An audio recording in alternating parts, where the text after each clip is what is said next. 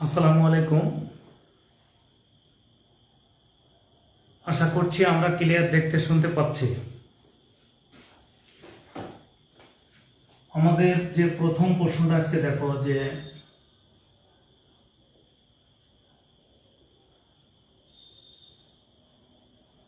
পানি কাকে বলে।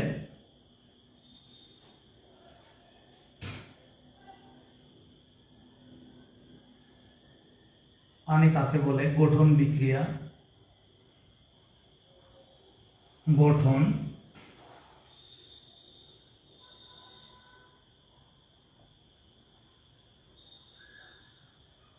আলোচনা করুন।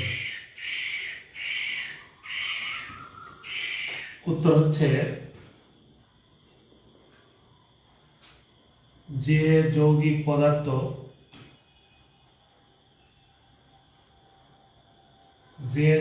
পদার্থের কোনো বর্ণ নেই, গন্ধ নেই, স্বাদ নেই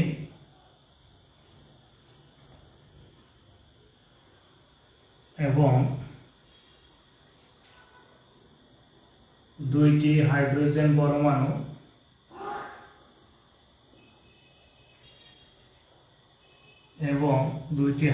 পরমাণু ও একটি অক্সিজেন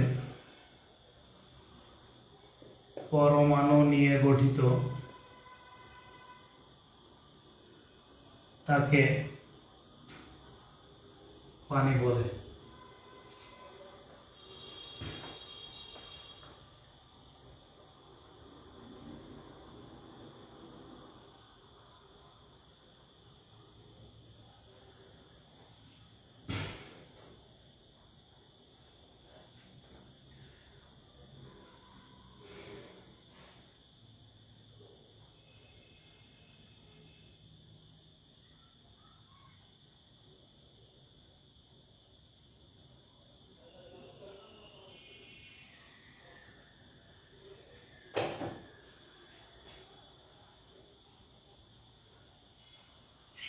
পানির সংকেত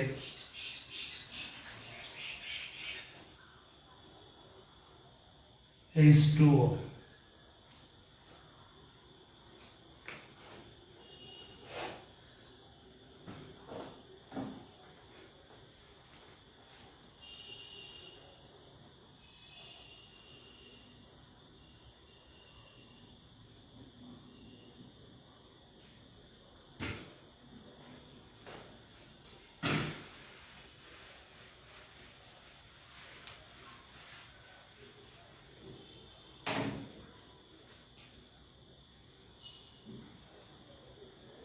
গঠন বিক্রিয়া। আমরা কি বলেছি? পানি হচ্ছে একটি যৌগিক পদার্থ যার কোনো বর্ণ নেই, গন্ধ নেই, স্বাদ নেই এবং বলেছিলাম যে দুইটি হাইড্রোজেন এবং একটি অক্সিজেন পরমাণু নিয়ে গঠিত। তাহলে আমরা কি লিখবো? এখানে লিখবো যে আমাদের এখানে লাগবে হলো দুইটি হাইড্রোজেন পরমাণু প্লাস একটি অক্সিজেন পরমাণু নিয়ে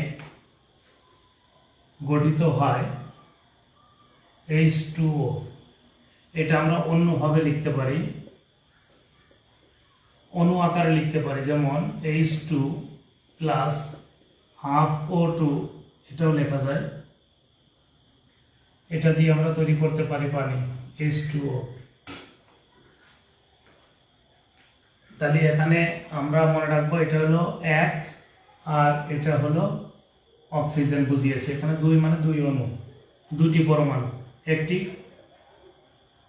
অক্সিজেন, দুইটি হাইড্রোজেন পরমাণু, একটি অক্সিজেন পরমাণু নিয়ে গঠিত হবে পানি। এটুকু লেখা শেষ কিনা? এরপর আমরা লিখব পানির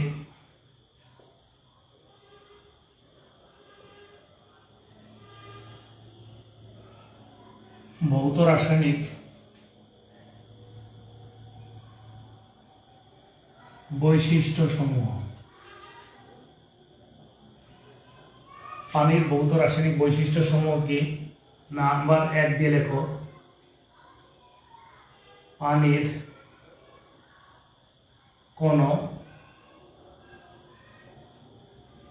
কোনো বর্ণ, গন্ধ, স্বাদ নেই। 2 নাম্বার,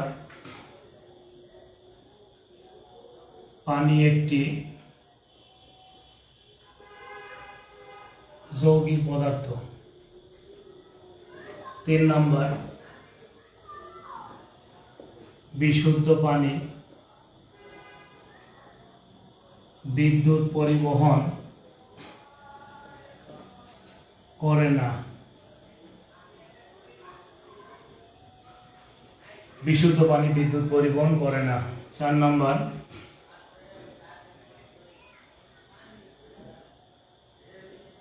পানির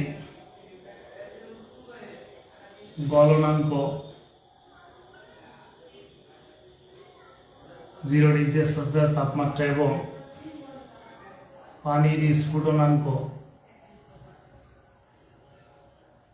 100 ডিগ্রি সেলসিয়াস তাপমাত্রা। 5 নম্বর,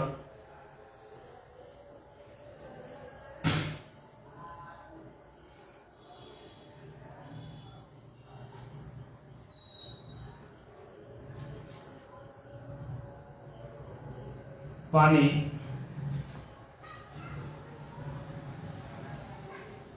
সাধারণত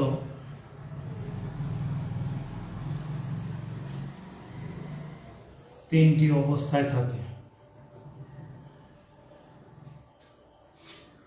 যেমন কঠিন, তরল,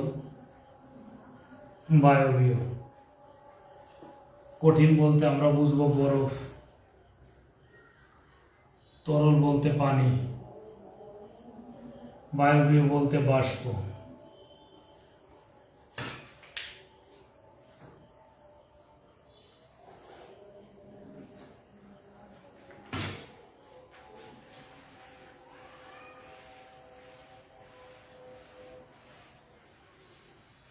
ছয় নম্বরে লেখো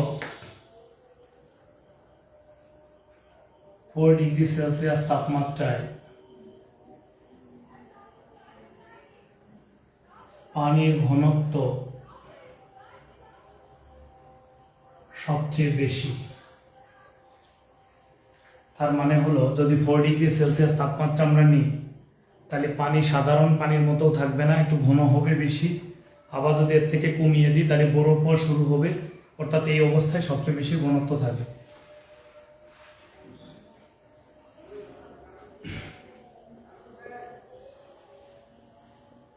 পানির ঘনত্ব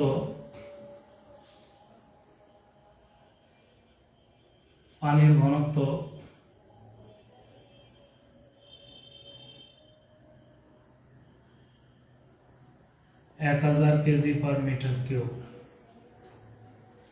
অর্থাৎ 1 ঘনমিটারে 1000 কেজি পাওয়া যাবে পানি।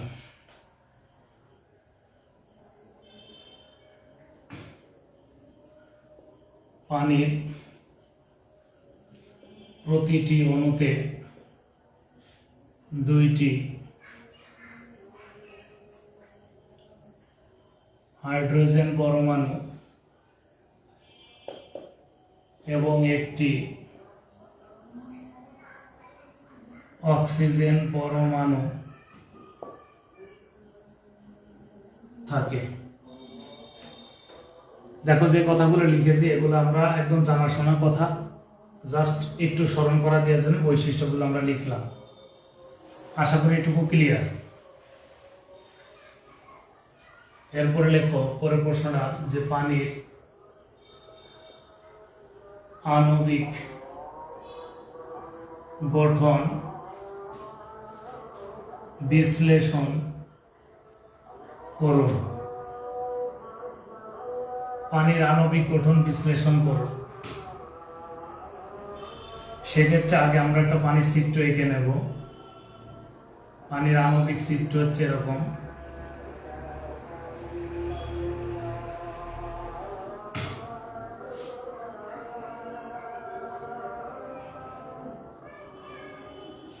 এখানে থাকবে এইচ, এখানে একটি দুইটি হাইড্রোজেন পরমাণু একটি অক্সিজেন পরমাণু নিয়ে গঠিত হবে। এখানে যে বন্ধন কোণ গঠিত হয় এটা 104.5 ডিগ্রি, আর এটাকে আমরা বলি মুক্ত জোড় ইলেকট্রন। এটাকে আমরা বলি সমযোজী বন্ধন। সমযোজী মানে এর একটা ইলেকট্রন দুজন শেয়ার করে এটা গঠন করেছে।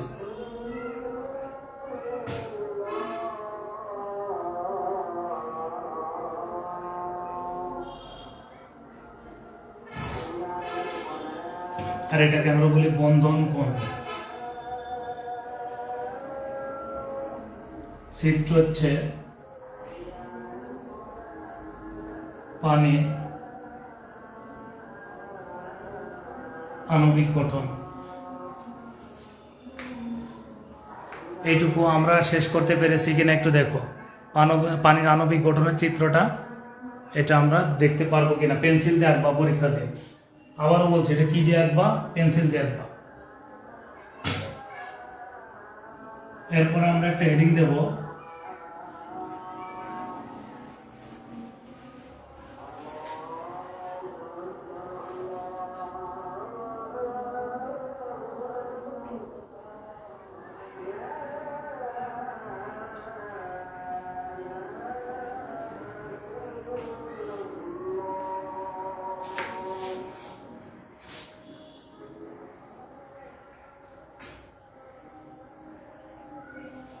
পানির আণবিক গঠনগত বৈশিষ্ট্য নিম্নরূপ। প্রথম কথা, পানির প্রতিটি অণুতে দুইটি হাইড্রোজেন এবং একটি অক্সিজেন পরমাণু থাকে। হাইড্রোজেন এবং অক্সিজেন পরস্পর সমযোজী বন্ধন গঠন করে। 3 নম্বর,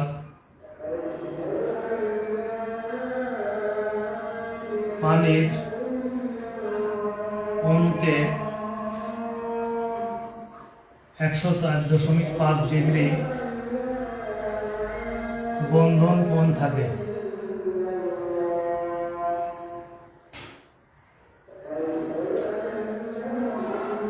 পানির প্রতিটি অণুতে দুইটি হাইড্রোজেন একটি অক্সিজেন পরমাণু থাকে। হাইড্রোজেন এবং অক্সিজেন পরস্পর সমযোজী বন্ধন গঠন করে। পানির অণুতে 104.5 ডিগ্রি বন্ধন কোণ থাকে।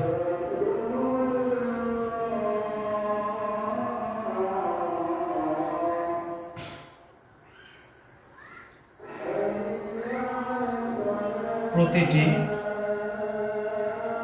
পানির অণুতে দুইটি মুক্ত জোড় ইলেকট্রন থাকে।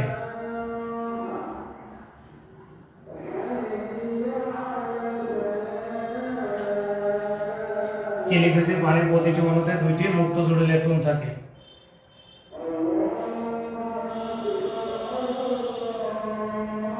পাঁচ নম্বর,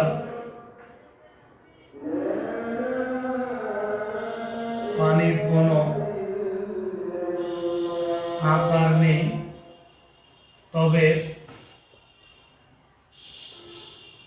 আকৃতি আছে।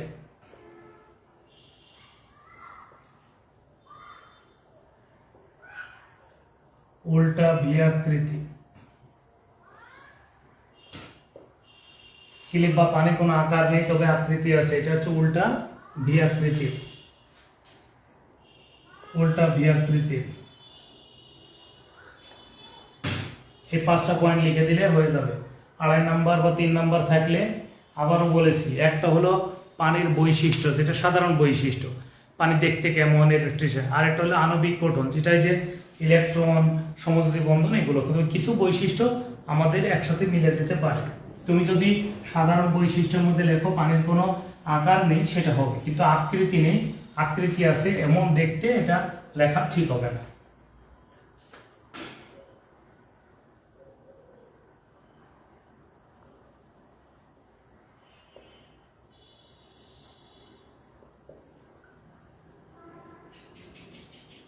পানির ভিন্ন অবস্থা, এরকম একটা কথা আসতে পারে যে পানির ভিন্ন অবস্থাগুলো লেখো। তাহলে আমরা কি লিখবো? প্রথম কথা একটা বক্সের মধ্যে লিখব হচ্ছে বরফ, এটাকে আমরা বলবো কঠিন অবস্থা। সেকেন্ড হচ্ছে এটাকে আমরা তাপ দিয়ে পেতে পারি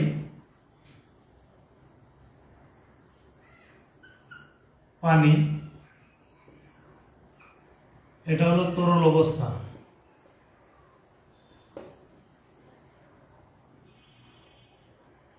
তিন নাম্বার হলো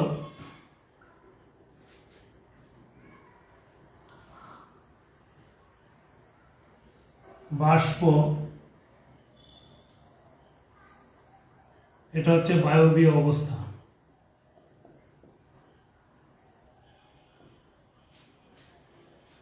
সাধারণত এটা টেম্পারেচার থাকে 0°C তাপমাত্রা, সবচেয়ে ইম্পর্টেন্ট হচ্ছে 0°C তাপমাত্রা। এটা হচ্ছে 20 থেকে 25°C তাপমাত্রা, এটা হচ্ছে 100°C তাপমাত্রা। এই অবস্থা এরকম থাকে তারা।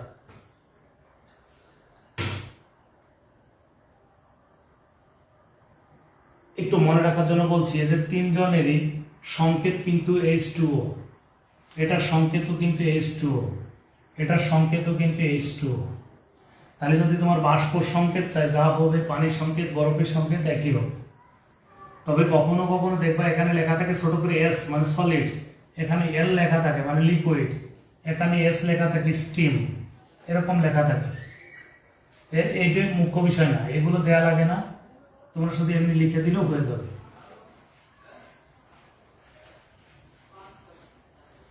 এখন আমরা যদি লিখি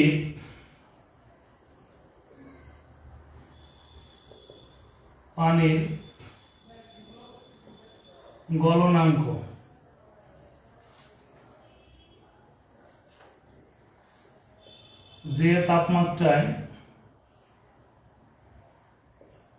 যে তাপমাত্রায় বরফ গলতে শুরু করে,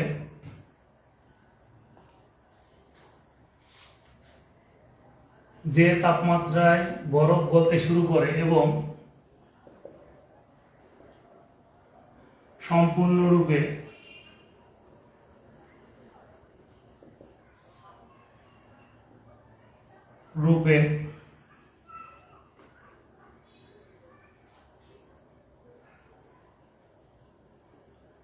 পানিতে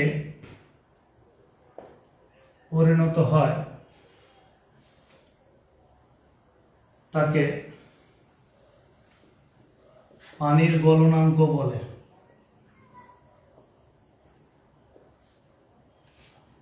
পানির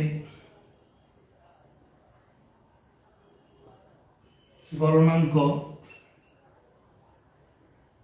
0°C তাপমাত্রা।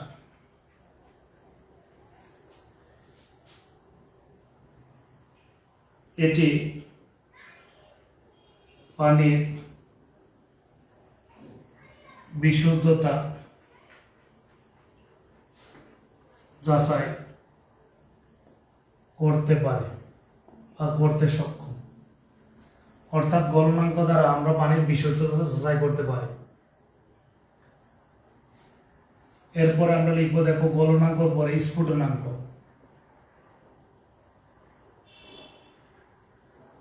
আমরা বলবো যে তাপমাত্রায় পানি বাষ্পে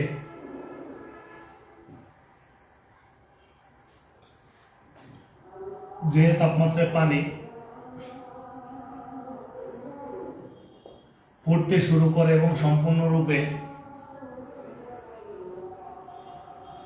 বাষ্পে পরিণত হয় তাকে পানির স্ফুটনাঙ্ক বলে। পানির স্ফুটনাঙ্ক হলো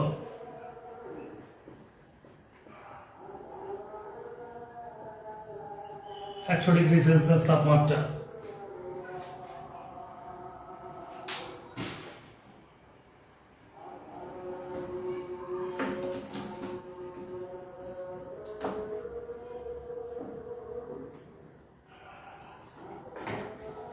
ক্লিয়ার কিনা বলো? এটি দ্বারা বিশুদ্ধতা যাচাই করা যায়।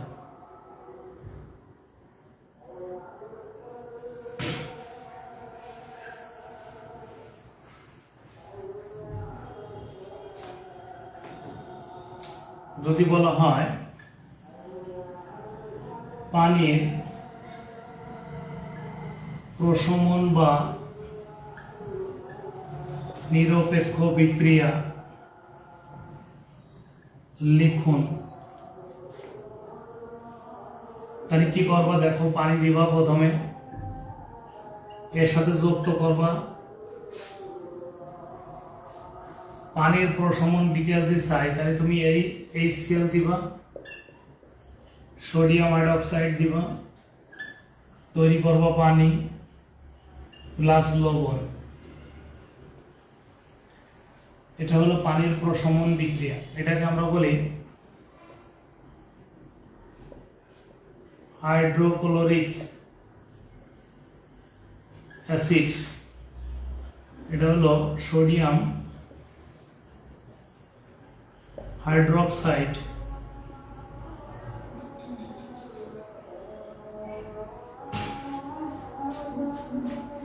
এটা হলো পানি, এটা হলো লবণ।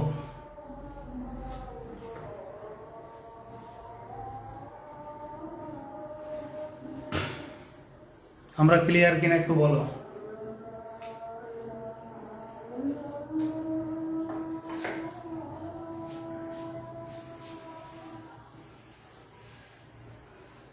এরপরে লেখো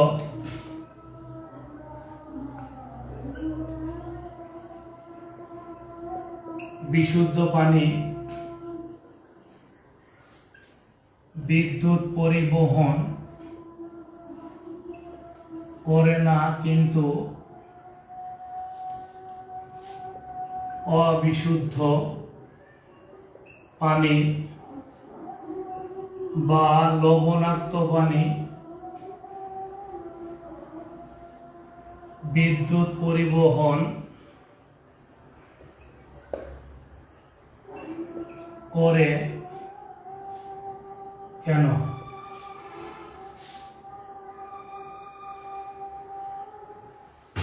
বিশুদ্ধ পানি বিদ্যুৎ পরিবহন করে না, কিন্তু অবিশুদ্ধ বা লবণাক্ত পানি বিদ্যুৎ পরিবহন করে কেন? প্রথম কথা হচ্ছে উত্তর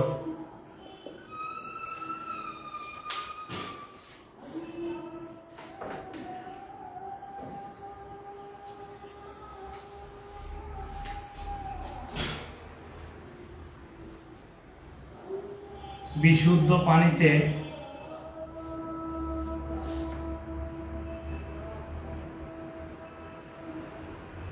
পর্যাপ্ত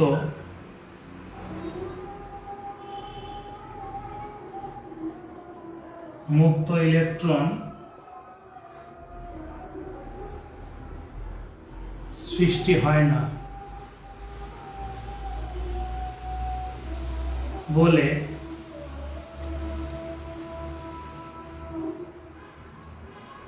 বিদ্যুৎ পরিবহন করে না। অপরদিকে লবণাক্ত পানিতে পর্যাপ্ত মুক্ত ইলেকট্রন সৃষ্টি হয়।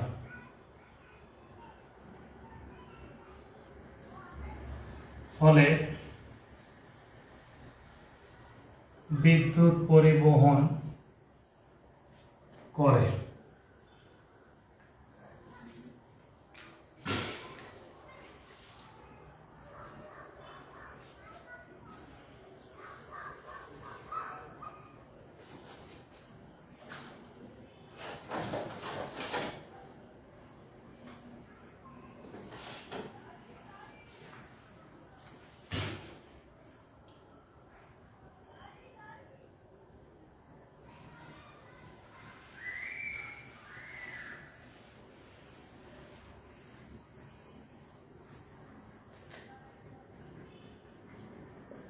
পানি নিরপেক্ষ কেন? আমরা যদি পানি লিখি,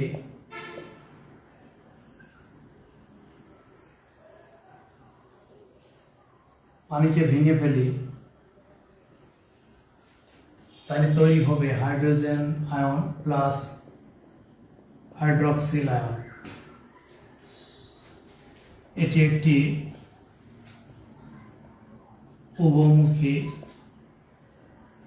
বিক্রিয়া, মানে এই দিক থেকে এদিকে আসতে পারে, এদিক থেকে এদিক যেতে পারে।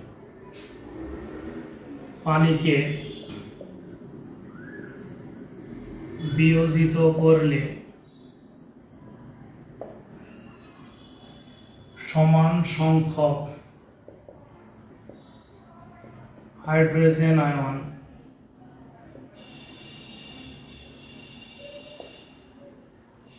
এবং হাইড্রক্সিল আয়ন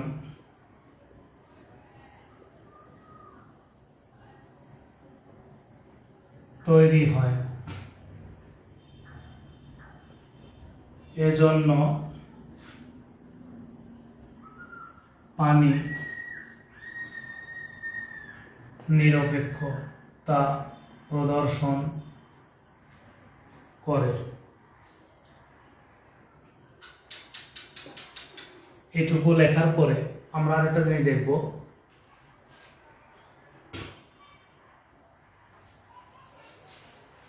একটু দেখে নাও। তখন আমরা একটা পিএইচ স্কেল আঁকবো, যেটা আমরা অ্যাসিড বেস সল্টের মধ্যে দেখেছিলাম। এখানে দেখো সমান সংখ্যক যেহেতু তৈরি হয়, এখানে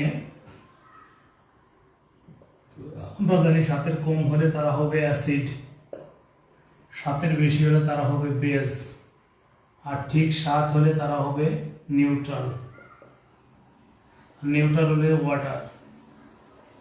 পানি হচ্ছে ডাইরেক্ট 7, এই জন্য নিরপেক্ষ, এটার মান 7।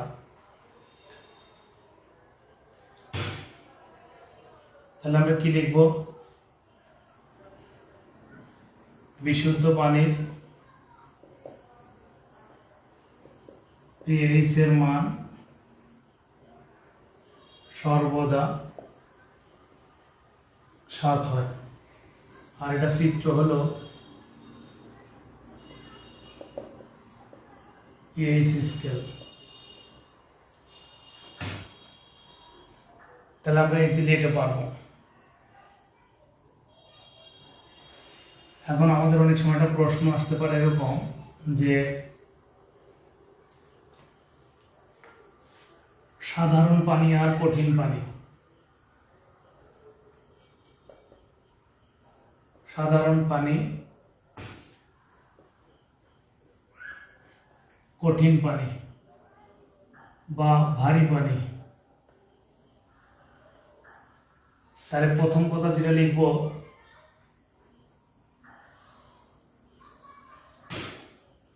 সংকেত H2O, এটা সংকেত D2O।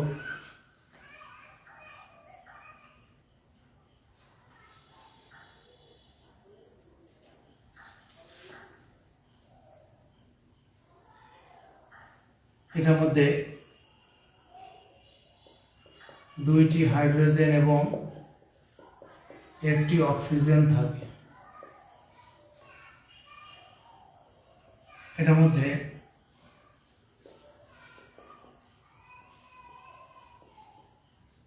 দুইটি হাইড্রোজেনের আইসোটোপ ডিউটেরিয়াম এবং একটি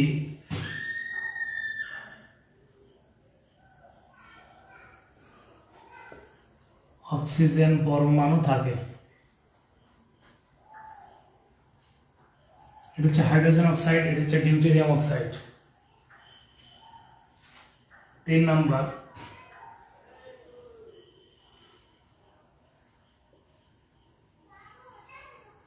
প্রকৃতিতে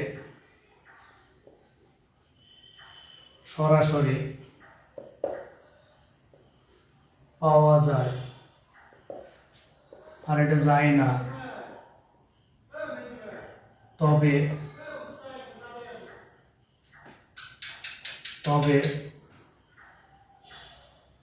পরীক্ষাগারে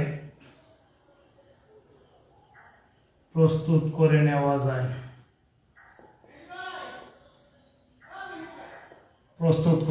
যায়।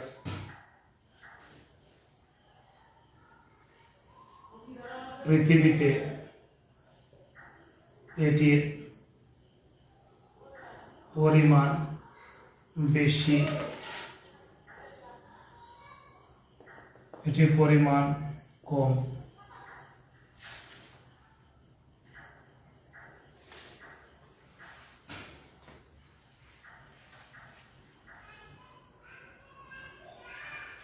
দৈনন্দিন জীবনে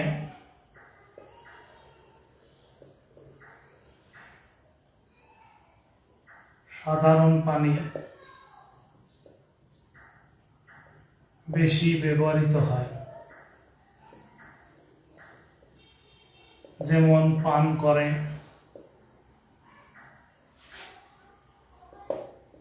তারপরে ব্যবহার ইত্যাদি।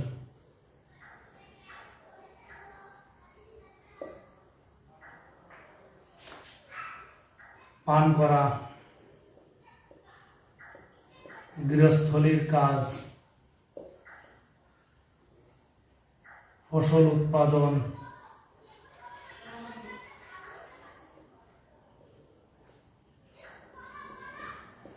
ইত্যাদি।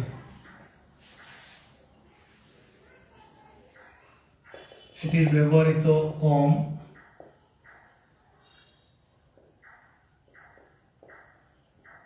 গবেষণা ক্ষেত্রে, চিকিৎসা ক্ষেত্রে,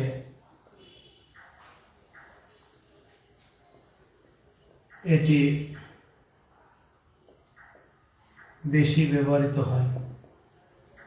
এখন যদি বলো যে স্যার আমরা সাধারণ পানি কোনটাকে বুঝবো, এই যে আমরা যে টিউবওয়েলের পানি খাই, আমরা যে বোতলের পানি কিনে খাই, বাসা বাড়িতে যেটা ব্যবহার করি, এটা সাধারণ পানি। আর ভারী পানি কোনটা তোমাদের মনে আছে কিনা জানি না, বিভিন্ন ডাক্তার আমাদের বাড়িতে এসে বিভিন্ন ইনজেকশন দিয়ে রাখে, কাছের একটা বোতলে থাকে, টুকা দিয়ে ভেঙে এই সিরিঞ্জগুলো ধুয়ে বা অনেক সময় ওষুধের সাথে মিক্সড করে আমাদের দেহে পুশ করে থাকে, দেখছো কিনা আমি জানি না। এই কাছের বোতলে যে ছোট্ট একটু পানি থাকে, এটা হচ্ছে ভারী পানি।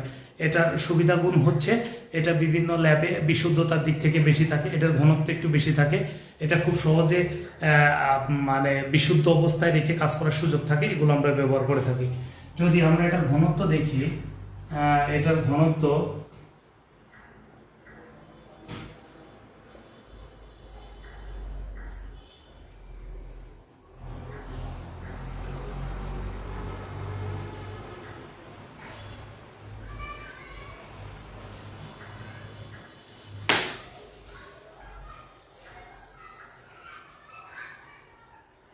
অর্থাৎ এটার ভর কম, এটার ভর বেশি। অর্থাৎ 1 গ্লাস পানি যদি নর্মাল পানি নাও, যতটুকু ওয়েট হবে, একটা ভারী পানি 1 গ্লাস নিলে তাতে ওয়েটটা বেশি হবে।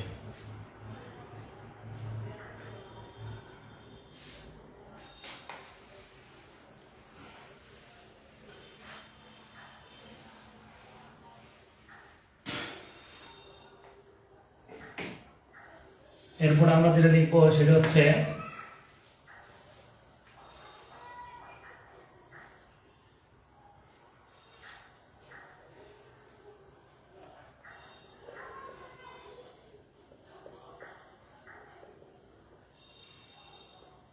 পানির বিভিন্ন উৎসসমূহ, যেমন বৃষ্টির পানি, এটাকে আমরা বলি শতভাগ বিশুদ্ধ। সমুদ্রের পানি,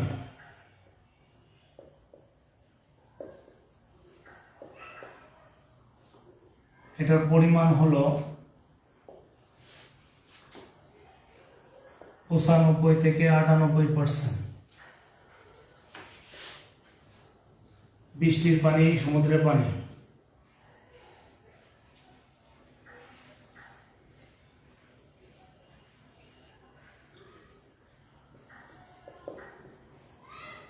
নদী, নালা, ঝর্ণার পানি,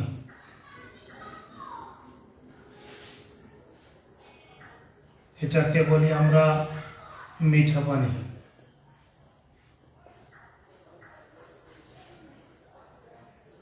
ভূগর্ভস্থ পানি, যেটা ফসল চাষের জন্য ব্যবহার করা হয়।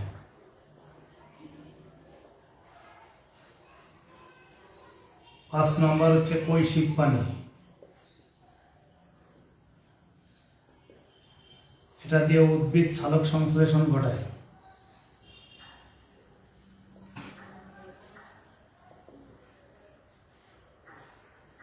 সালোক সংশ্লেষণ ঘটায়।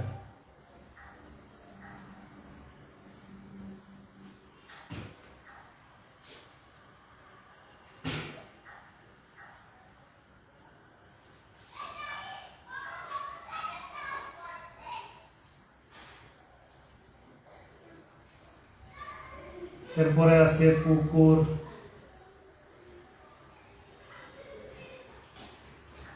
নলকূপ, কুয়ার পানি।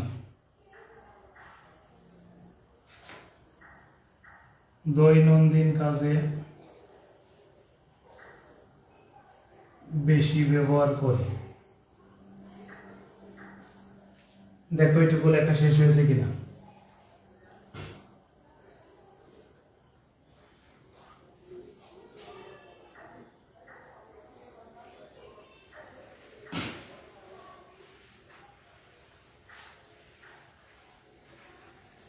এখন লিখো পানি দূষণ।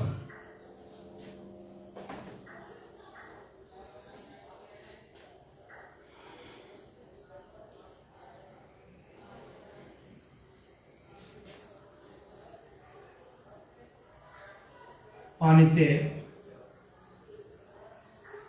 বিদ্যমান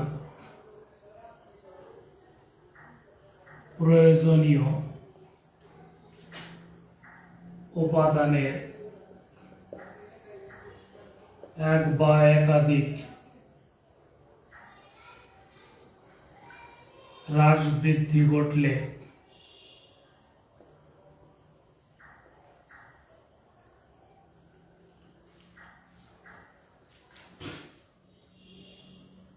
পানির গুণগত মান বিনষ্ট হয়, যা জীবের জন্য মারাত্মক ক্ষতিকর। তখন সেই পানিকে পানি দূষণ বা দূষিত পানি বলে। তার মানে পানিতে যদি আমার গুণগত মানের এক বা একাধিক হ্রাস বৃদ্ধি ঘটে, যেটা ক্ষতি করে ফেলে, যেটা আমাদের জন্য ভালো না, সেই পানিটাকে আমরা বলবো দূষিত পানি বা পানি দূষণ। এখন যদি আমরা দেখি উৎস সমূহ, বা কারণ সমূহ, উৎস সমূহ বা কারণ সমূহ। নাম্বার 1, পানিতে ময়লা আবর্জনা ফেলা। 2, পানিতে বজ্র পদার্থ নিক্ষেপ করা। 3,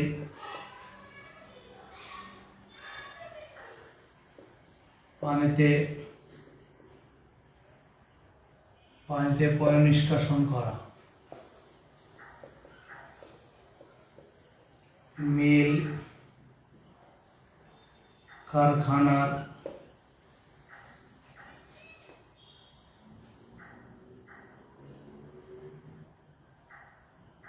বর্জ্য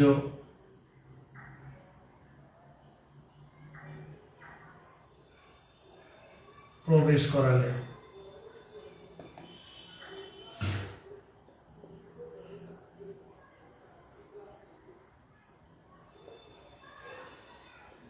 বিভিন্ন পশুর গোসল করালে।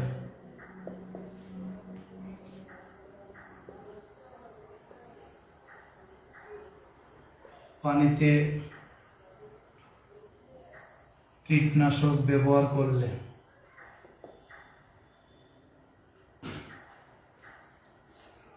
পানিতে কীটনাশক ব্যবহার করলে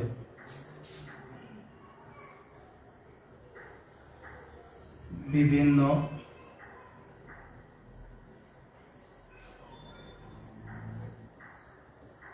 অ্যাসিড জাতীয় পদার্থ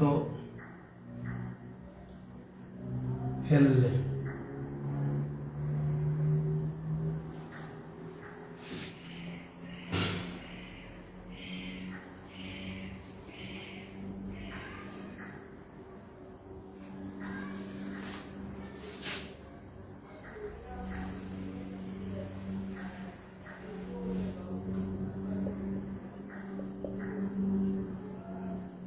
বিভিন্ন জলযানের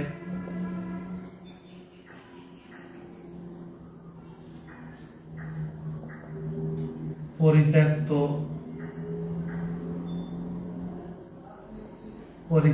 জ্বালানি পরিত্যক্ত জ্বালানির জন্য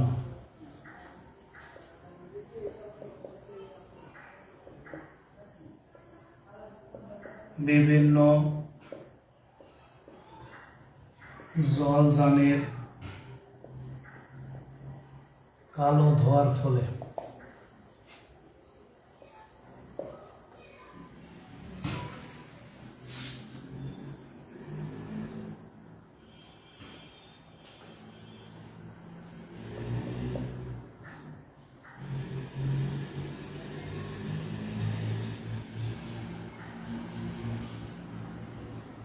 পানির গভীরতা নষ্ট করলে। পানির নাব্যতা বিনষ্ট করলে বা নষ্ট করলে, যেটা আমরা বাদ দিয়ে করি, এটা কি করি? বাদ দিয়ে পানি নষ্ট করে ফেলি। এরকম বিভিন্ন উৎসের কারণে আমাদের পানিগুলো ক্ষতি হয়ে যাচ্ছে। যদি বলে করণীয় কি, এগুলো থেকে বাঁচার জন্য আমাদের করণীয় কি? কি বলতে পারে করণীয়? তাহলে লিখবা উৎসগুলোকে উল্টিয়ে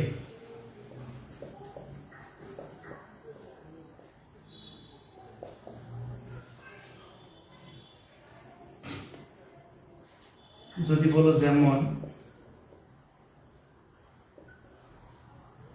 পানিতে যত্রতত্র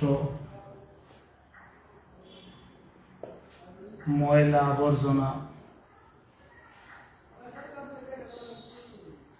পানিতে যত্রতত্র ময়লা আবর্জনা না ফেলা,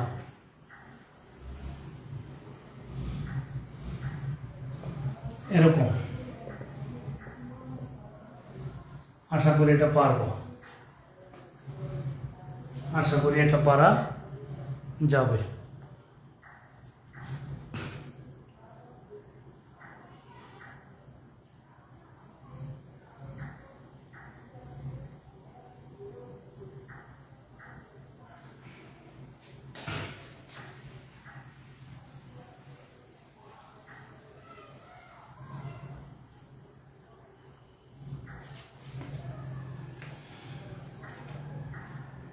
এখানে একটা প্রশ্ন হতে পারে,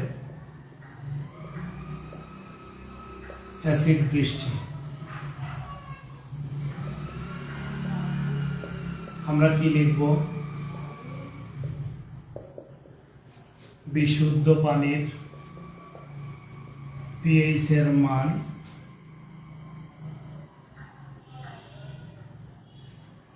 বৃষ্টির পানির পিএইচ এর মান সর্বদা 7 হয়, অর্থাৎ বিশুদ্ধ হয়।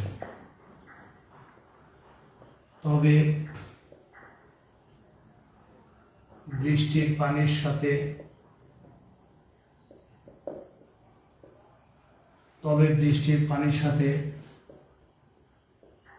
Sulphuric acid, nitric acid, hydrochloric acid যুক্ত হয়ে পানির পিএইচ এর মান হ্রাস ঘটিয়ে, অর্থাৎ পিএইচ এর মান হবে 5.4 থেকে 5.6 হয়ে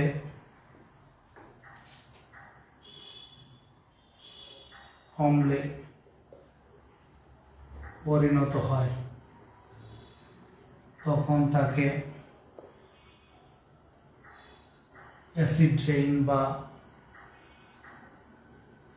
অ্যাসিড বৃষ্টি বা অম্ল বৃষ্টি বলে।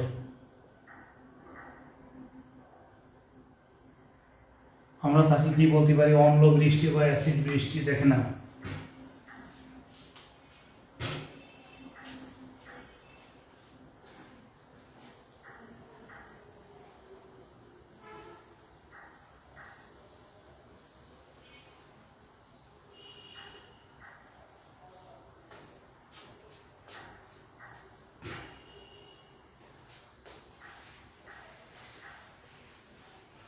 এরপরে লিখতে পারো আর্সেনিক যুক্ত পানি। কি লিখবা?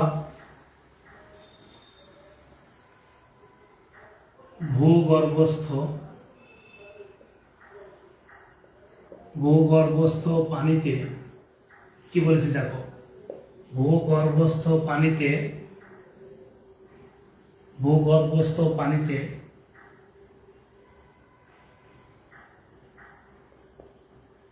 অক্সিজেন প্রবেশ করে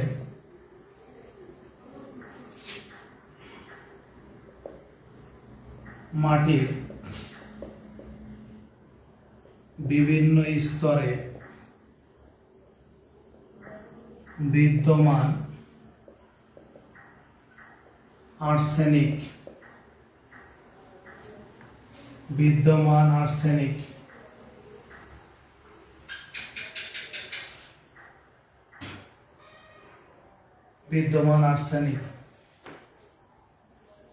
এর সাথে বিক্রিয়া করে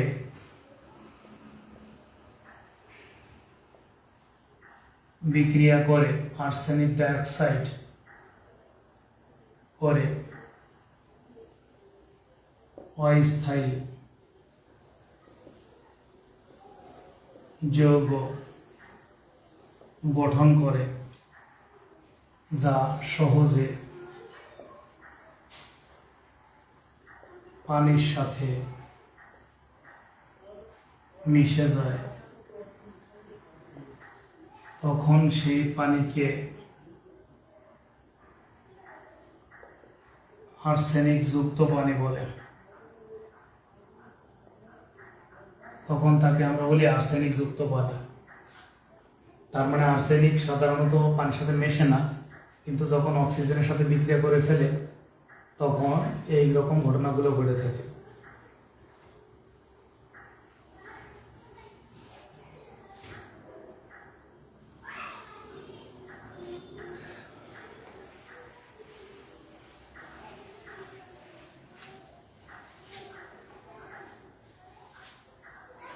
সৃষ্ট রোগ, কি কি রোগ হয় পানির ফলে? নাম্বার 1, ব্ল্যাক ফুট ডিজিজ, হাত পায়ের তালুতে ব্যথাহীন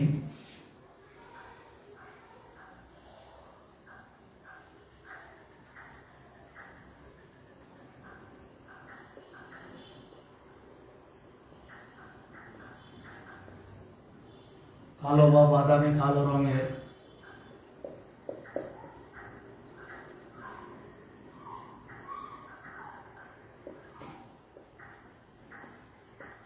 সব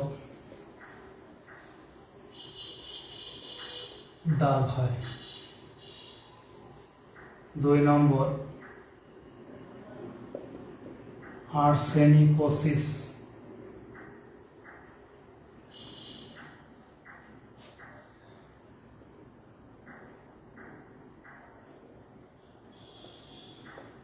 আর্সেনিক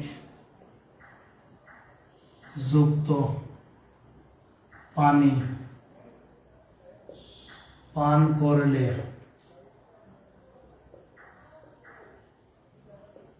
পৌষ্টিক নালীতে জমা পড়ে সংকুচিত হয়ে দেহে যে অস্বাভাবিক অবস্থার সৃষ্টি করে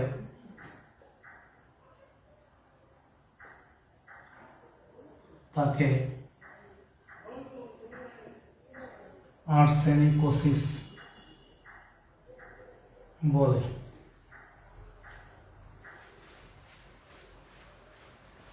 এখন দেখো আর্সেনিকোসিসের লক্ষণগুলো কেমন। এ হচ্ছে ক্ষুধামন্দা,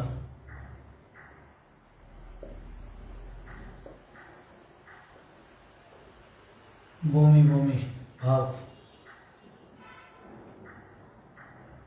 বা বমি করা,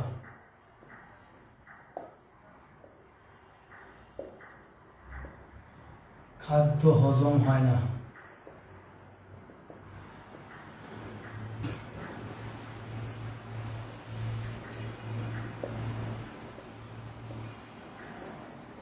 ওজনহীনতা, রোগ প্রতিরোধ ক্ষমতা কমে যায়,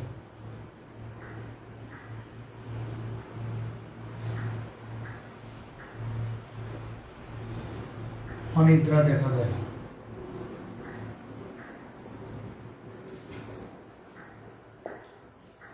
এই সমস্যাগুলো আমাদের হয়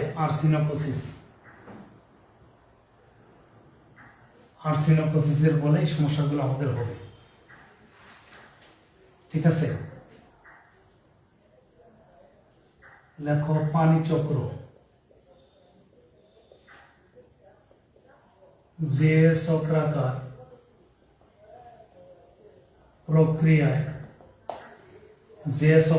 প্রক্রিয়ায় বিভিন্ন উৎসের পানি যেমন সমুদ্র, নদী, পুকুর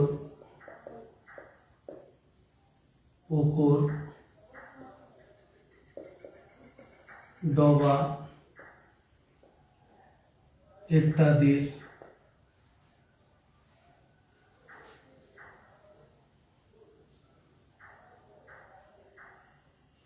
উত্তপ্ত হয়ে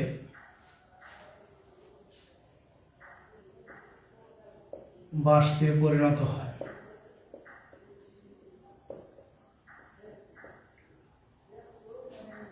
উক্ত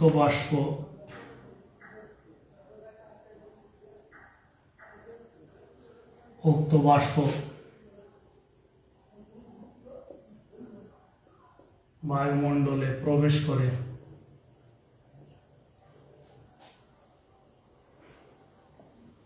উড়ন্ত মেঘে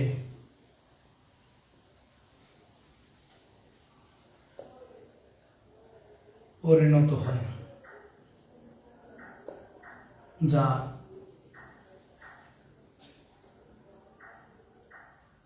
বৃষ্টির মাধ্যমে পুনরায় উৎসের কাছে ফিরে আসে।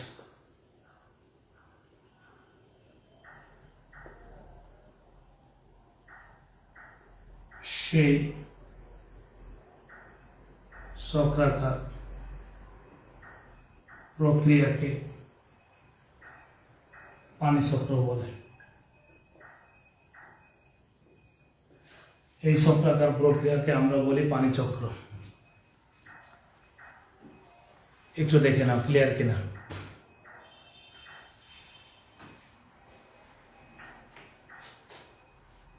এটা আমরা চিত্র আঁকি, যদি একদম ক্লিয়ার হয়ে যাবে। দেখো, আমরা প্রথমে 4টে বক্স করে ফেলি, এর নিচ বরাবর আরেকটা, এখানে একটা, এখানে একটা, এরপরে এভাবে আমরা রাউন্ড করে দিতে পারি, একটা চক্র বানাবো। ঠিক আছে, আমরা যদি এটা ধাপ নাম্বার 1, 2, 3, 4 দিয়ে সুবিধা হয়, বিভিন্ন আমরা লিখব পানির বিভিন্ন উৎস। পানির বিভিন্ন উৎস যেমন সমুদ্র, নদী, পুকুর, ডোবা, এগুলো উচ্চ তাপে এগুলো কি হয়ে যাবে, বাষ্পে রূপান্তর হবে।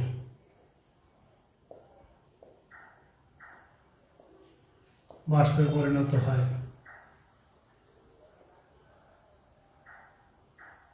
পরবর্তীতে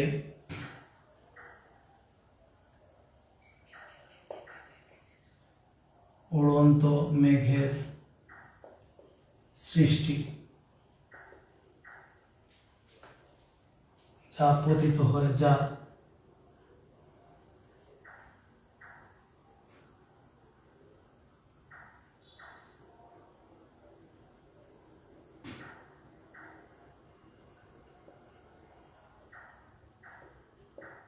এরপরে বৃষ্টির মাধ্যমে আবার উৎসের কাছে ফিরে আসে।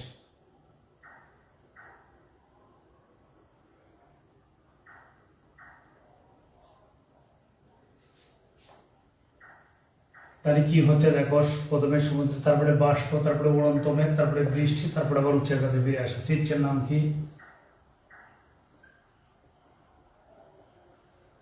পানিচক্র। পানিচক্র।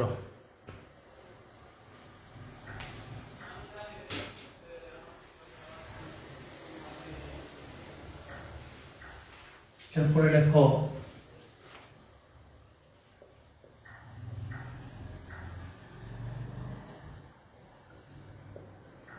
পরিবেশ সংরক্ষণে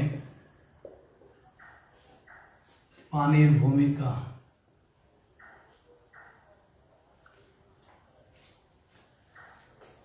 এক, জীবের অস্তিত্ব রক্ষায়, যেমন জীবের প্রতিটি সজীব কোষে 60 থেকে 70% বিশুদ্ধ পানি থাকা আবশ্যক। 2 নম্বর,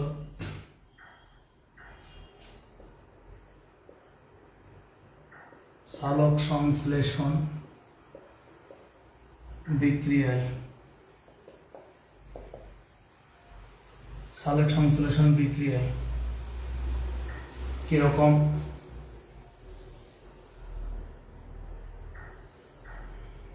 পানি, কার্বন ডাইঅক্সাইড, এটাকে আমরা বলি সূর্যের আলো, ক্লোরোফিলে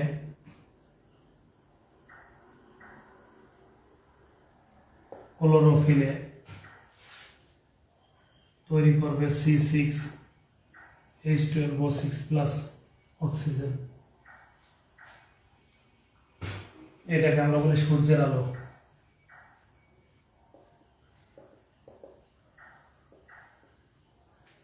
তাহলে পানি, কার্বন ডাইঅক্সাইড, সূর্যের আলো, ক্লোরোফিলে তৈরি করে কি? গ্লুকোজ আর অক্সিজেন।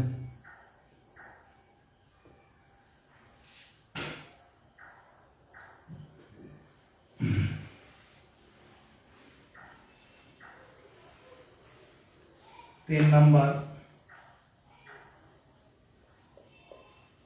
প্রাণী দেহে শক্তি তৈরি করার জন্য, যেমন C6H12O6+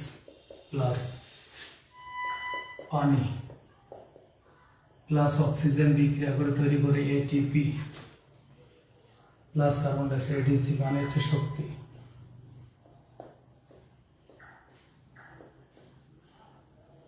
অ্যাডিনোসিন ট্রাইফসফেট,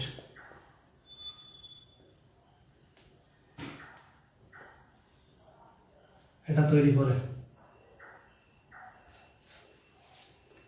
4 নম্বর,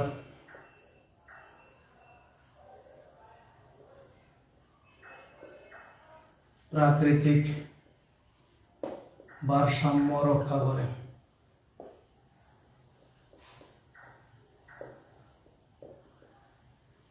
ইকোসিস্টেম রক্ষা করে।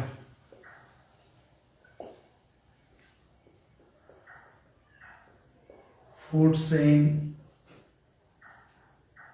বজায় থাকে।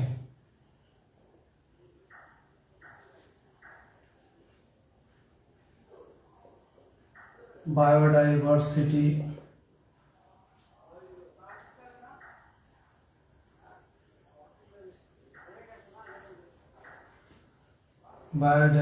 জীববৈচিত্র্যতা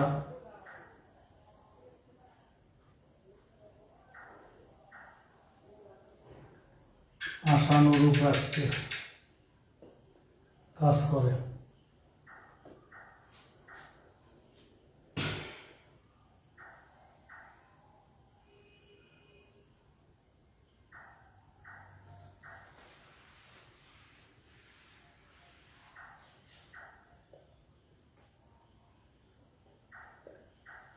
জলজ প্রাণীদের অস্তিত্ব রক্ষা করতে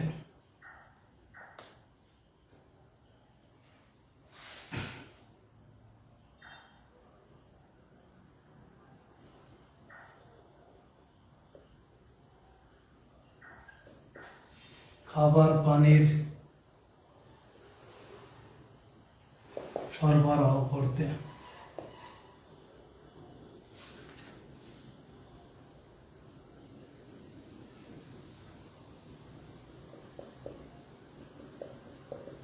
মাটির গঠন ঠিক রাখতে পানির ভূমিকা অপরিসীম।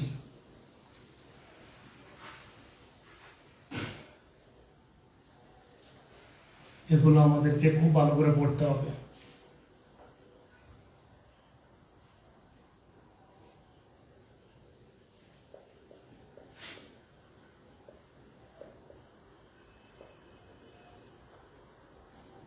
পানি বিশুদ্ধকরণ পদ্ধতি,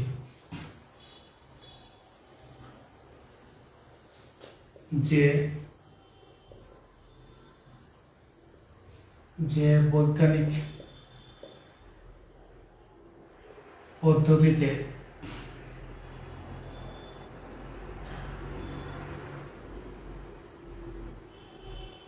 বিভিন্ন অণুজীব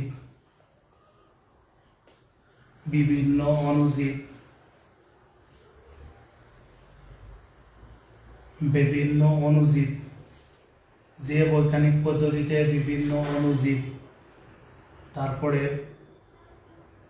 কঠিন পদার্থ,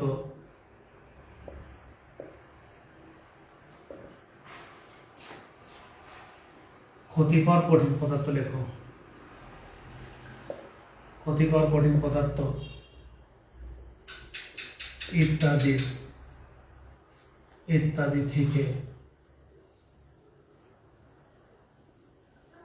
ইত্যাদি থেকে পানিকে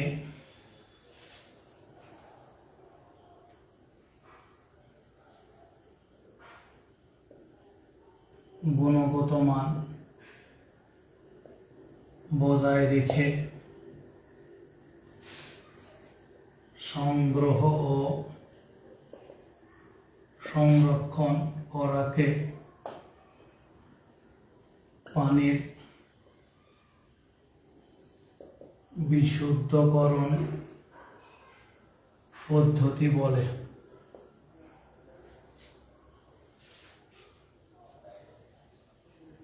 অধিকতর গ্রহণযোগ্য 6টি পদ্ধতি নিম্নরূপ। অধিকতর গ্রহণযোগ্য 6টি পদ্ধতি নিম্নরূপ।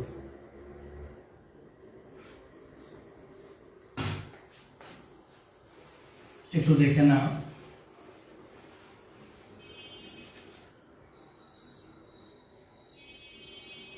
পানির বিশুদ্ধকরণ পদ্ধতি।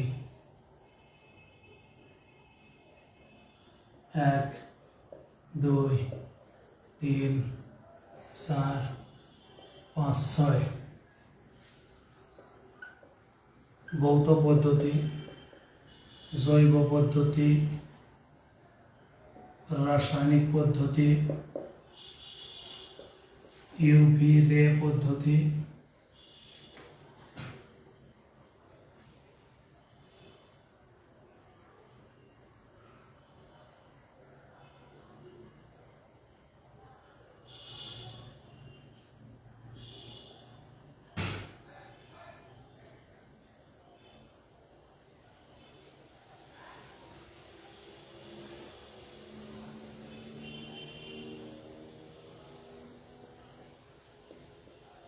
সোনোফিল্টার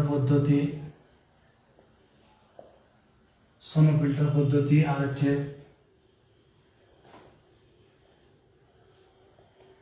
সৌরতাপ বা ফুটানো।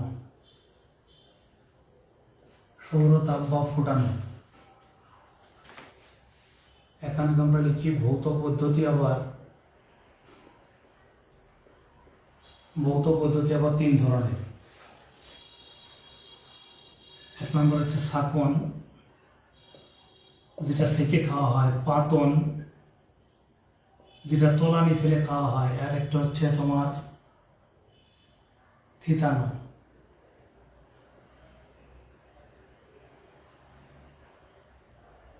শাকন, থিতানো, পাতন। পাতন মানে বাষ্প করে তারপরে করা। আবার বলছি, শাকন মানে সেকে খাওয়া, থিতানো মানে তলানি ফেলে উপরেরটা খাওয়া, পাথর মানে বাষ্পে পরিণত করে সেই বাষ্পটাকে ধরে সেটাকে গ্রহণ করা, এটা হলো ভৌত পদ্ধতি। এরপরে ছিল তোমার জৈব পদ্ধতি। বিভিন্ন জৈব পদ্ধতি হচ্ছে তোমার হতে পারে এরকম যে সক্রিয়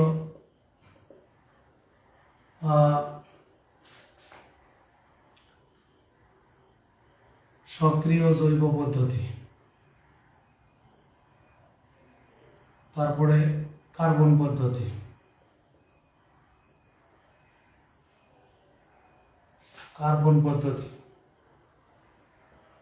সক্রিয় জৈব পদ্ধতি, কারণ সক্রিয় পদ্ধতি হচ্ছে আমরা সোলো স্যান্ড ফিল্টার, যেটা আর কি, এটাকে আমরা কি বলতে পারি, সোলো স্যান্ড ফিল্টার। ওই যে একটা পাত্রের উপর আরেকটা পাত্রের উপর আরেকটা পাত্রের উপর আরেকটা পাত্র দিয়ে বালি দিয়ে এটা করা হয়। আর হচ্ছে যে সক্রিয় কার্বন পদ্ধতি আর কি, কার্বন দিয়েও এটা করা যেতে পারে। ঠিক আছে, এটা আমরা পারবো আশা করি। আর একটা বিষয় হচ্ছে রাসায়নিক পদ্ধতি, যেটা ছিল রাসায়নিক পদ্ধতির মধ্যে সবচেয়ে ইম্পর্টেন্ট হচ্ছে ক্লোরিনেশন।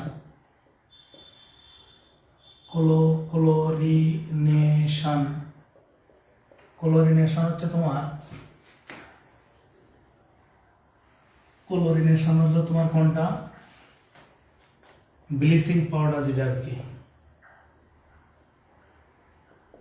ব্লিচিং পাউডার, অর্থাৎ CaOCl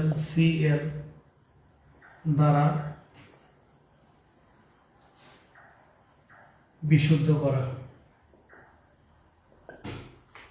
ক্লোরিনেশন। ঠিক আছে, তারপরে হতে পারে ট্যাবলেট দ্বারা। ট্যাবলেট হচ্ছে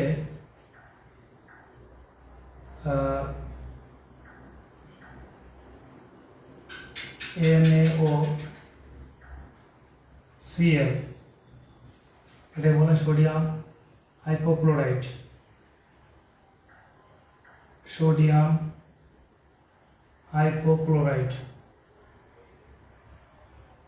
এটাকে আমরা বলি সোডিয়াম হাইপোক্লোরাইট।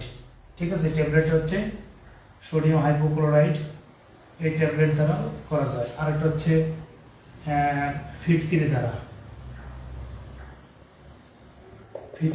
ফিটকিরি হচ্ছে তোমার অ্যালুমিনিয়াম সালফেট,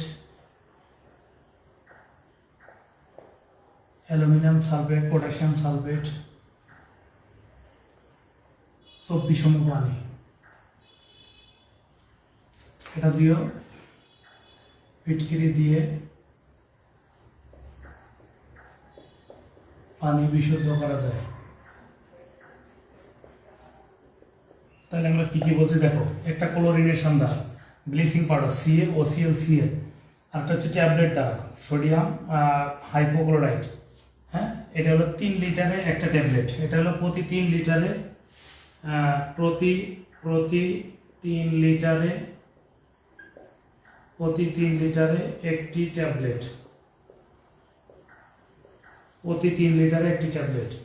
আর ব্লিচিং পাউডার দেওয়া লাগে প্রতি 10 লিটারে, ব্লিচিং পাউডার দেওয়া লাগে। মানে ব্লিচিং পাউডার দিতে হলে মিনিমাম 10 লিটারের মধ্যে দিতে হবে আর কি, এটা বোঝা যাচ্ছে। প্রতি 10 লিটারে ব্লিচিং পাউডার দিতে হবে,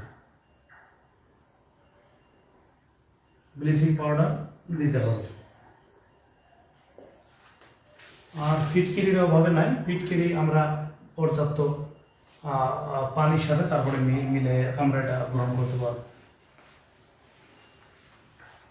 আর এখানে একটা জিনিস দেখো, সবচেয়ে ইম্পর্টেন্ট হচ্ছে সোনো ফিল্টার, যেটা সোনো ফিল্টার হচ্ছে তোমার আর্সেনিক যুক্ত পানি বিশুদ্ধ করা যায়, সবচেয়ে ইম্পর্টেন্ট কথা হচ্ছে এইগুলা। আরেকটা হচ্ছে তোমার ছিল যেটা ইউভি রে, এটি দ্বারা ব্যাকটেরিয়া ধ্বংস করা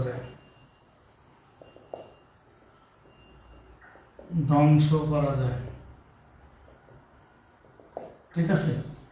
ইউভি রে দ্বারা ব্যাকটেরিয়া ধ্বংস করা যায়। আর ফোটানো হলো বা সৌরতাপ যেটা, পানিকে 20 মিনিট ফুটিয়ে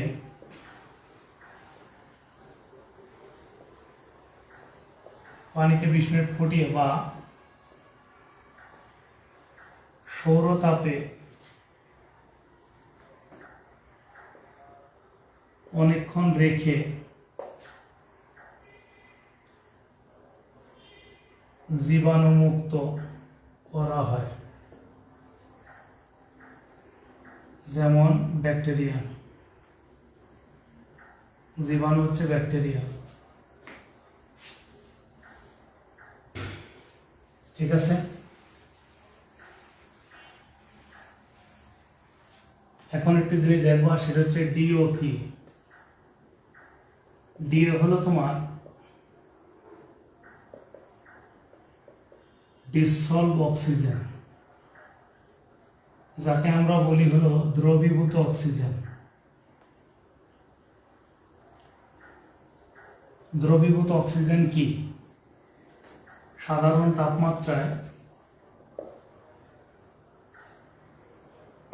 তাপমাত্রায় মানে 20 থেকে 25 ডিগ্রি সেলসিয়াস তাপমাত্রায় নমুনা পানিতে যতটুকু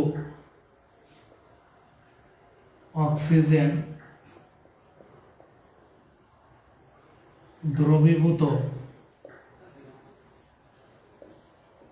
অবস্থায় থাকে তাকে ডিও বলে। থাকা উচিত 6 থেকে 10 মিলিগ্রাম পার লিটার। তার মানে হলো, এখন তুমি 1 গ্লাস পানি খাচ্ছ, এই পানিতে এই মুহূর্তে যতটুকু অক্সিজেন দ্রবীভূত অবস্থায় সেটা হচ্ছে ডিও।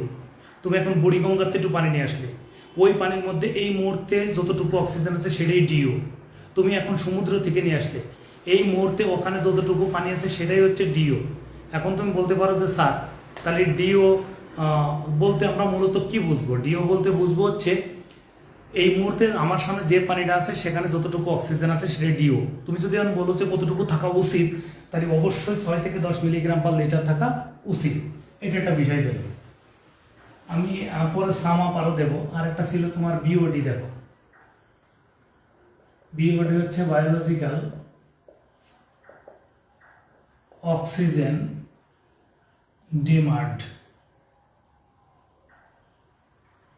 বায়োলজিক্যাল অক্সিজেন ডিমান্ড তার মানে হচ্ছে সাধারণ তাপমাত্রায়, আমরা এখানে সাধারণ তাপমাত্রা না লিখে লিখতে পারি কক্ষ তাপমাত্রায়, ঠিক আছে। এটাও একই কথা। 20 থেকে 25 ডিগ্রি সেলসিয়াস তাপমাত্রায় কোন নমুনা পানিতে বিভিন্ন জৈব বস্তুকে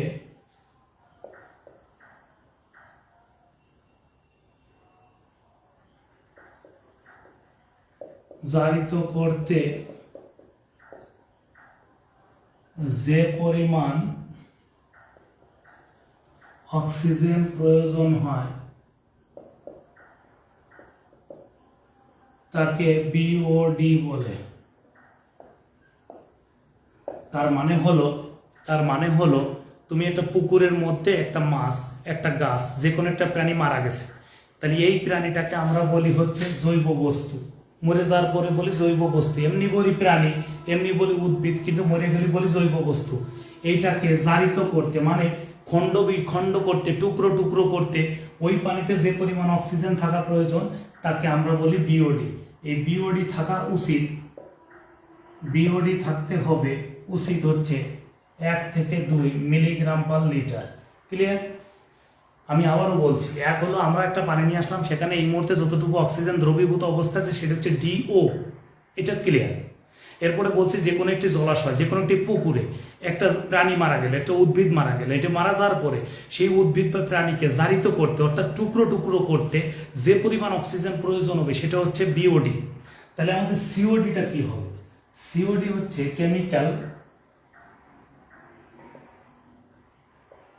কেমিক্যাল অক্সিজেন ডিমান্ড। তার মানে কক্ষ তাপমাত্রায় কোনো নমুনা পানিতে বিদ্যমান জৈব বস্তুকে অজৈব বস্তুতে, দেখো কি লিখবা, জৈব বস্তুকে অজৈব বস্তুতে পরিণত করতে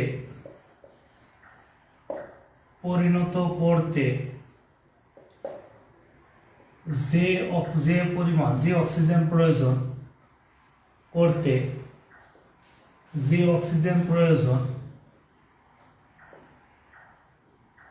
তাকে আমরা বলবো সিওডি।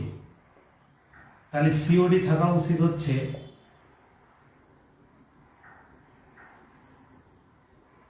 4 milligram per litre. তার মানে মনে রাখতে হবে কোন একটি পানিতে অবশ্যই সিওডি বিওডি থেকে বেশি থাকতে হয়, এটা হলো রাইট। তার মানে কি বলেছি ভালো করে এখন বোঝো। ওই যে টুকরো টুকরো যে মাছটা হলো, সেই টুকরো টুকরো মাছটা বিভিন্ন, ভালো করে বোঝো, যে জৈব বস্তু আছে সেটাকে অজৈব করতে অর্থাৎ কার্বন, হাইড্রোজেন, অক্সিজেন, নাইট্রোজেনে রূপান্তর করতে যে অক্সিজেন প্রয়োজন সেটাকে আমরা বলি হচ্ছে সিওডি। এখন যদি আমরা বলতাম দেখো টিডিএস, টিডি হচ্ছে টোটাল ডিসলভ সলিডস, কক্ষ তাপমাত্রায় অর্থাৎ 20 থেকে 25 ডিগ্রি সেলসিয়াস তাপমাত্রায় কোনো নমুনা পানিতে বিভিন্ন কঠিন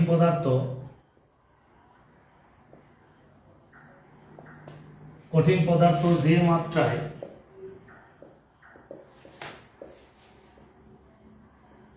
দ্রবীভূত অবস্থায়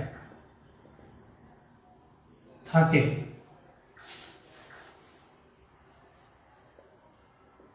তাকে টিডিএস বলে। ঠিক আছে, টিডিএস এর গ্রহণযোগ্য মাত্রা, যেমন আর্সেনিকের গ্রহণযোগ্য মাত্রা হলো 0.05 মিলিগ্রাম পার লিটার। এটা হচ্ছে WHO মতে। বাংলাদেশে এটা কিসে, এটা অবশ্যই বিডি লিখতে হবে, বিডি বাংলাদেশে। কিন্তু আমাদের সরকার বলেছে যে আমরা 0. আচ্ছা, এটা হলো বিডি বাংলাদেশের মতে 0.05 মিলিগ্রাম পার লিটার বাংলাদেশের মতে এটা খাওয়া যাবে। আর WHO বলতেছে এত মিলিগ্রাম পার লিটার, এটা WHO মতে বলতেছে এরা এটা একটু কম, মানে 0.01। এটা একটা ছিল। আরেকটা ছিল হলো তোমার আয়রন, এটার গ্রহণযোগ্য মাত্রা হচ্ছে 0.3 মিলিগ্রাম পার লিটার, এটাও বিডির মধ্যে। এটা হলে খাওয়া যাবে, অর্থাৎ আয়রন যদি 0.3 মিলিগ্রাম পার লিটারে থাকে তাহলে এটা খাওয়া যাবে। আর এই গ্রহণযোগ্য মাত্রাটাই হচ্ছে মূলত টিডিএস। আমরা একটা সামার দেব, একটু খেয়াল করে দেখো, মনোযোগ দেব। আমরা একটু পানি নিলাম, কি পানি নিলাম? নমুনা পানি। এই নমুনা পানির মধ্যে বিভিন্ন জীব আছে, জীব। এই জীবকে আমরা কি করলাম? জারিত করলাম। জীবকে জারিত করা, জারিত করে আমরা কি করলাম? জৈব পদার্থ করলাম। সেটাকে কি করলাম? অজৈব পদার্থ। জৈব পদার্থ আমরা কি বলতে পারি? যেমন আমি তোমাকে বললাম মিথেন একটা জৈব পদার্থ। অজৈব কি বলতে পারি? কার্বন, হাইড্রোজেন, অক্সিজেন, নাইট্রোজেন, এগুলো জৈব পদার্থ, অজৈব পদার্থ। তাহলে এখানে যে যে অক্সিজেন আছে, এই মুহূর্তে যে অক্সিজেন আছে সেটা হলো ডিও, আর এই জীবকে জারিত করতে যেটা লাগবে সেটা হচ্ছে বিওডি, আর এই জৈবকে অজৈব করতে যেটা লাগবে সেটা হচ্ছে সিওডি। ঠিক আছে? আর এইটার মধ্যে এই নমুনা পানিতে যেটা আছে, যে কঠিন পদার্থ আছে, কঠিন পদার্থ, তাহলে আমরা অন্যভাবে লিখি, এখানে আর একটু, এখানে দুইটা দাগ দিই।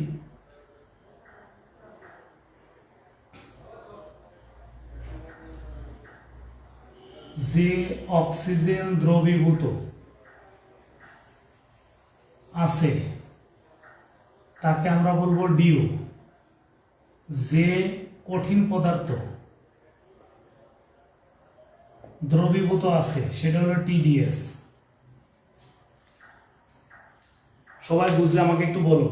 নমুনা পানিতে যে অক্সিজেন থাকে সেটা হলো ডিও, নমুনা পানিতে যে কঠিন পদার্থ মিলে থাকে, মিক্সড হয়ে থাকে সেটা হলো টিডিএস, নমুনা পানিতে জীবরা থাকে তাদেরকে জারিত করতে সেটা হলো বিওডি, আর এই জৈব পদার্থকে অজৈব করতে সেটাকে আমরা বলি সিওডি।